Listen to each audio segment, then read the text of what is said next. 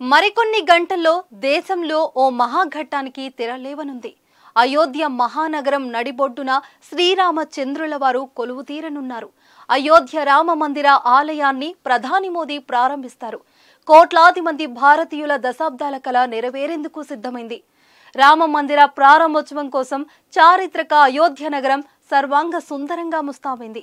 ఓవైపు రామనామస్మరణ, మరోవైపు ప్రతిష్ఠ బందోబస్తు మధ్య అయోధ్యవాసులు ప్రాణ ప్రతిష్ఠ మహోత్సవం కోసం ఎదురు చూస్తున్నారు. Gautam neuro care brain stroke, migraine, fits, brain and spine surgeries కి బెస్ట్ న్యూరో సర్జన్. రామ మందిర ప్రారంభోత్సవం కోసం అన్ని ఏర్పాట్లు పూర్తయ్యాయి.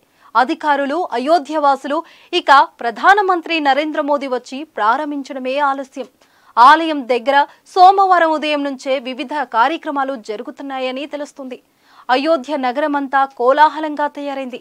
ప్రాణంటే జీవితం, ప్రతిష్ఠానగా ఏర్పాటు. ఇదొక పవిత్రమైన ఘట్టం. శ్రీరాముని విగ్రహానికి జీవం పోసే కార్యక్రమంగా చెప్పవచ్చు. దీంతో అక్కడ ఆధ్యాత్మికత సంతరించుకుంటుంది. ఇందుకోసం చేసే ప్రత్యేక పూజలు భగవంతుడికి భక్తుడికి మధ్య అనుసంధానంగా నిలుస్తాయి.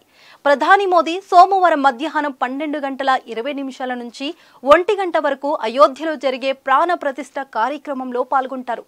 వేద పండితులు, సంప్రదాయాలు, ఆచారాల మధ్య ఈ కార్యక్రమం జరుగుతుంది. అనంతరం 7,000 మందితో కూడిన భారీ సభను ఉద్దేశించి ప్రసంగిస్తారు ప్రధాని మోదీ. అయోధ్యలో రామ మందిర ప్రారంభోత్సవాన్ని లక్షలాది మంది ప్రజలు టీవీలో లైవ్ ద్వారా వీక్షించనున్నారు. అందుకు తగ్గట్టుగానే ప్రభుత్వం అన్ని ఏర్పాట్లు పూర్తి చేసింది. టీవీతో పాటు ఆన్లైన్ వేదికలో ఈవెంట్ను ప్రత్యక్ష ప్రసారం చేయనున్నారు. మరోవైపు రామ మందిర ప్రారంభోత్సవాన్ని కనులారా చూసేందుకు బీజేపీ పాలిత ప్రాంతాలతో పాటు ఒడిశా ప్రభుత్వం కూడా పబ్లిక్ హాలిడేని ప్రకటించింది. కేంద్ర ప్రభుత్వం తమ ఉద్యోగులను హాఫ్ డే సెలవు ఇచ్చింది. రామ మందిర ప్రారంభోత్సవం నేపథ్యంలో అయోధ్య గురించి ప్రత్యేకంగా చెప్పుకోవాలి. ఇప్పటికే చాలా మంది ప్రముఖులు అయోధ్యకు బయలుదేరారు. అయోధ్య వాసులు కూడా ఈవెంట్ కోసం సిద్ధమవుతున్నారు. అయోధ్య నగరం శ్రీరామనామ స్మరణతో కోలాహలంగా మారింది. అందమైన పువ్వులతో అయోధ్య వీధులను సుందరంగా అలంకరించారు. వీధులు, ఫ్లైఓవర్లపై రాముడి బొమ్మలు చిత్రీకరించారు. ప్రతి వీధుల్లోనూ రాముడి పాటలే వినిపిస్తున్నాయి.